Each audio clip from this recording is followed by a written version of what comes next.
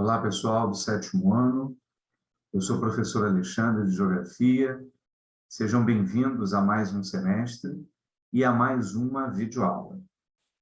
Nesse nosso encontro de hoje, nesse nosso retorno, a gente vai continuar falando do Brasil, que é o nosso tema principal do sétimo ano, mas tratando de questões específicas de cada região ou partes do Brasil, nas suas características, tanto naturais quanto econômicas, né? O que isso significa? A gente vai tentar tratar um pouquinho do que se produz, o que a gente consegue vender para outros países, o que cada região consegue fornecer ou do que ela se alimenta economicamente. Então, para a gente começar essa nossa conversa, vamos dar uma olhadinha aqui, ó, nos nossos temas principais.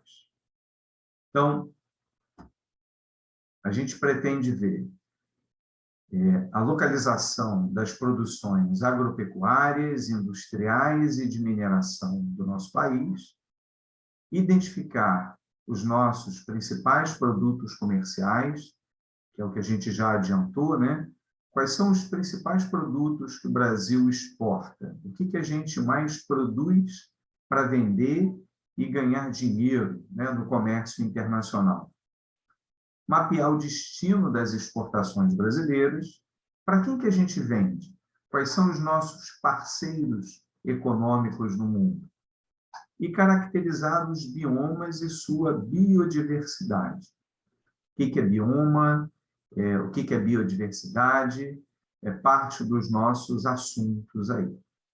E para a gente começar, a gente vai fazer um panorama geral, né? Uma visitação por essas regiões do país, falando um pouquinho de cada uma delas, de acordo com esse roteiro aí que a gente está vendo, né?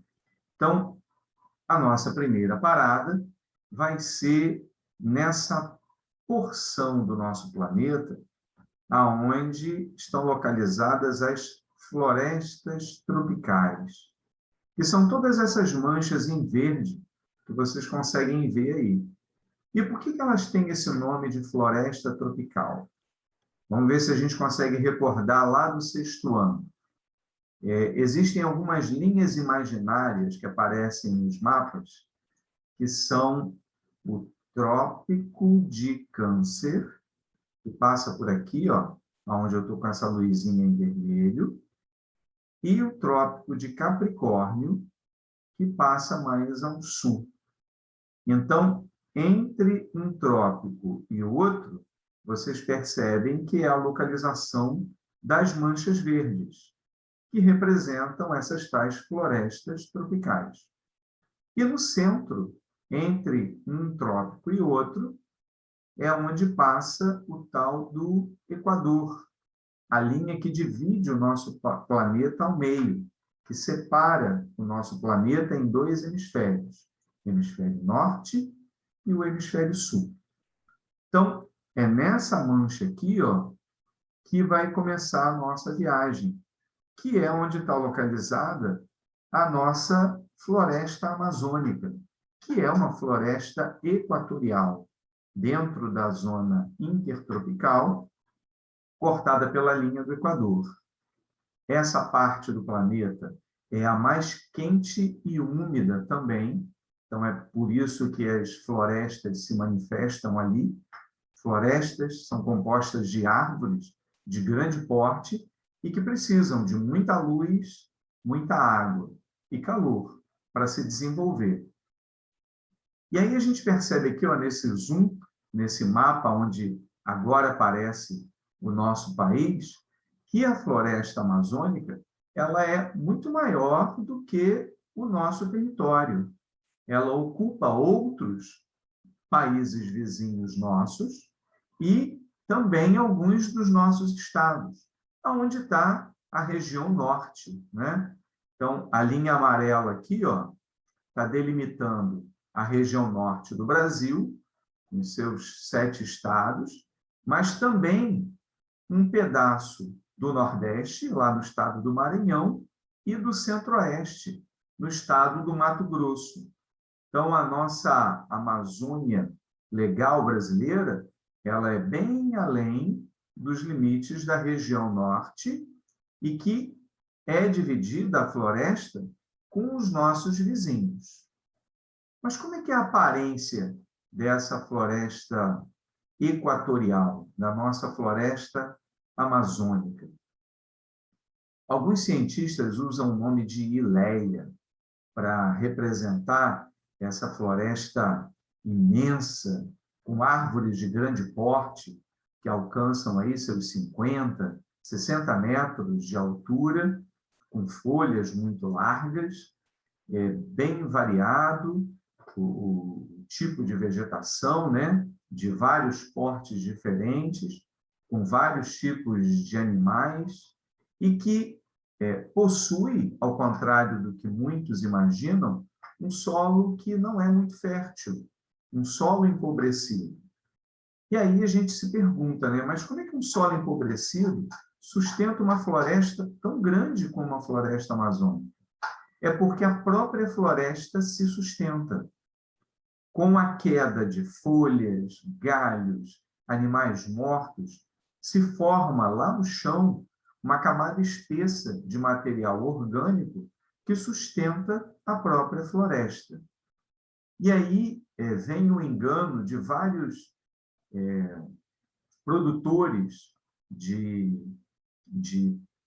agricultura, várias empresas agrícolas, que derrubam a mata, abrindo clareiras para plantar. Só que esse solo vai precisar ser tratado, porque ele é quase arenoso, né? Quando a mata é derrubada, cria-se um semideserto, porque não tem mais a floresta que sustente aquele solo. Então, lá no princípio, no começo, o que se tinha de atividade na floresta, lá no período ainda da colonização, era o extrativismo, coleta, né, de frutos, raízes, temperos, que inclusive foi fornecido para a Europa, trazendo recursos para a colônia ainda, Brasil colônia. Mais adiante, até com o desenvolvimento das indústrias lá na Europa, a exploração da seringueira, que libera uma seiva chamada de látex, que é utilizada na produção de borracha, foi muito explorada no Brasil durante um bom tempo, fornecendo matéria-prima para a produção de borracha lá na Europa, até mesmo para as fábricas de automóvel, que precisavam de pneus e que utilizavam a nossa borracha aqui no Brasil. O que fez até com que a região norte começasse a ser ocupada com o tempo, inclusive com imigrantes que vinham da região nordeste e da região sul do Brasil em busca de terra barata e novas oportunidades de viver. Então, a gente vai ver se desenvolver com o tempo a produção da pecuária, né, a criação de gado por esses que chegavam vindo de outras regiões, trazendo as suas tradições, e, como a gente falou, a produção agrícola, que desmata para poder produzir.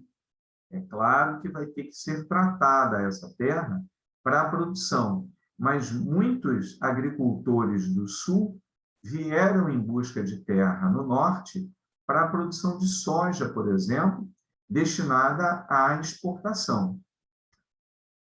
Já na segunda metade do século XX, nos anos 60, 50, 60, houve a descoberta de algumas jazidas minerais na região norte, que estimulou ainda mais a migração de habitantes de outras regiões para essa parte do nosso território, na busca de ouro, de bauxita, que é um mineral que dá origem, que é utilizado para fazer o alumínio, o ferro, que é utilizado na produção de mercadorias de aço, estanho e vários outros metais.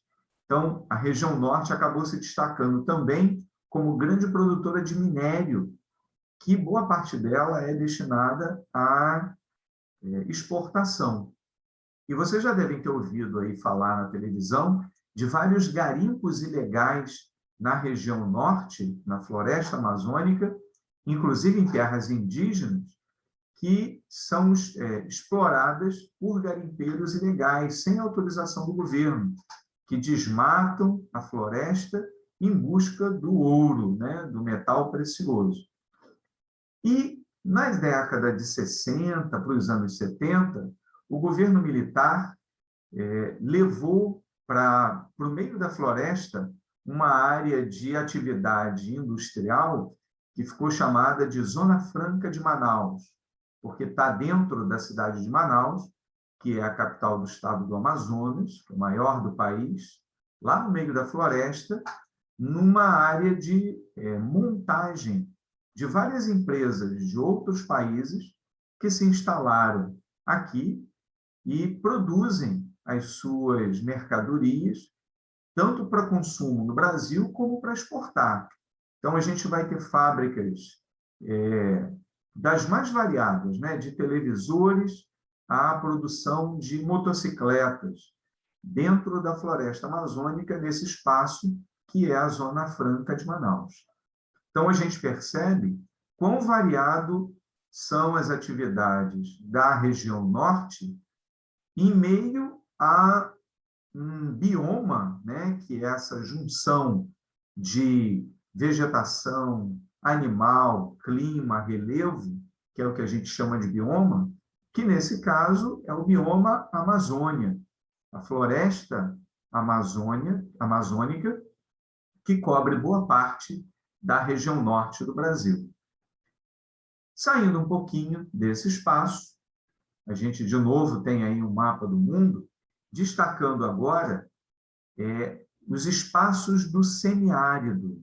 São partes do planeta onde o clima é quase seco, quase desértico, mas ainda não é.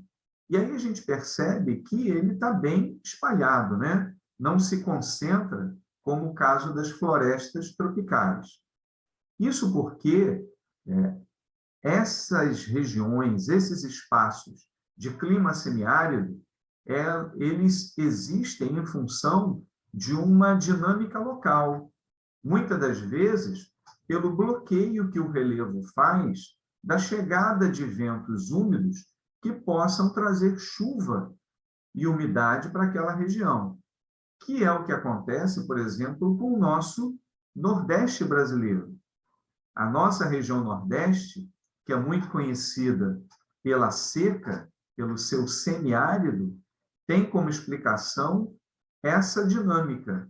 Existe um relevo mais alto próximo ao mar, que é a Serra da Borborema, que impede os ventos úmidos alcançarem o interior do país, nessa região, tornando esse espaço árido e seco durante boa parte do ano, enquanto que o litoral é úmido, coberto de vegetação verde e de uma floresta úmida, né, que é uma floresta atlântica, por causa do Oceano Atlântico que banha o nosso país.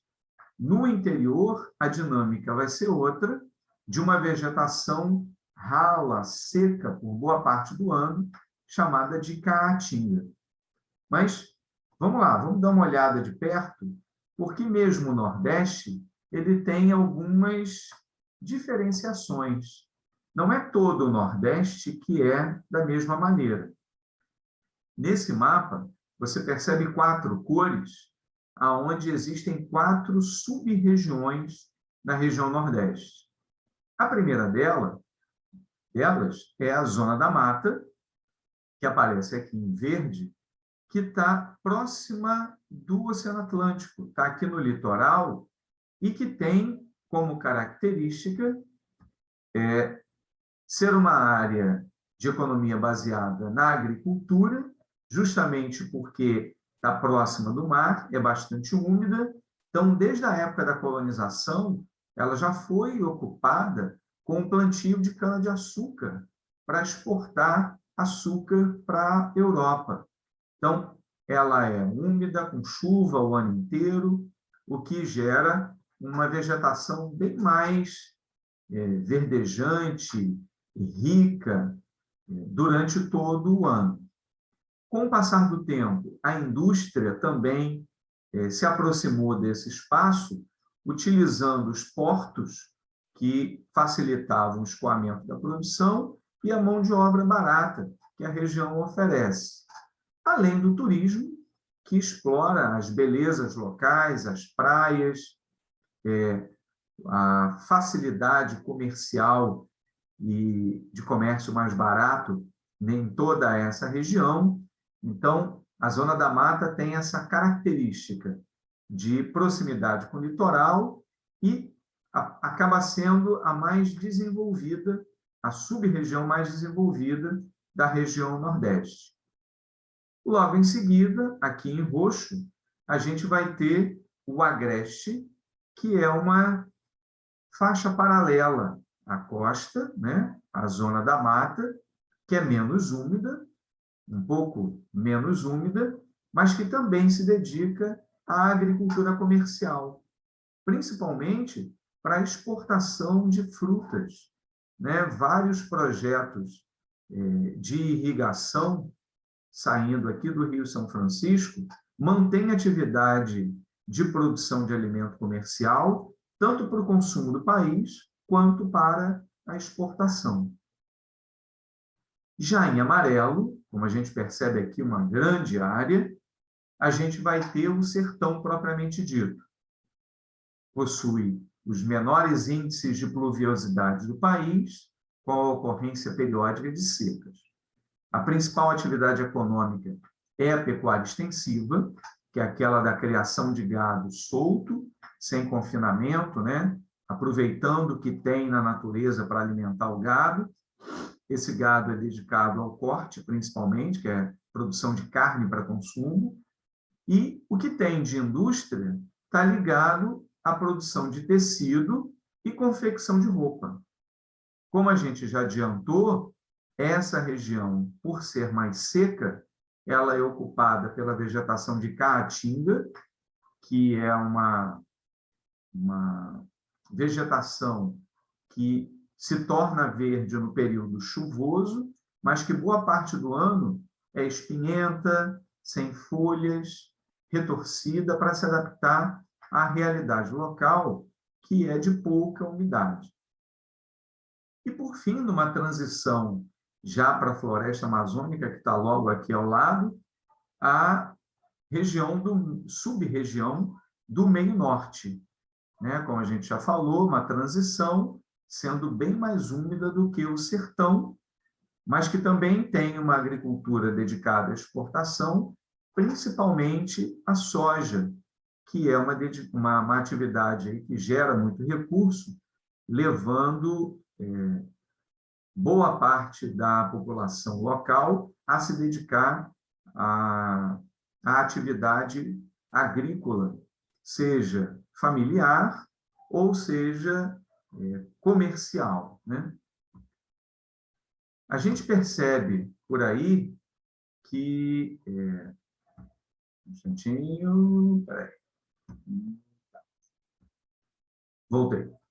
A gente percebe por aí quão variado é o nosso país, né? Quantas atividades acontecem, porque a gente está aqui na região sudeste, e nós vamos chegar lá daqui a pouco, mas que em outras partes do nosso país, que é um país de dimensões continentais, acontecem diversas coisas.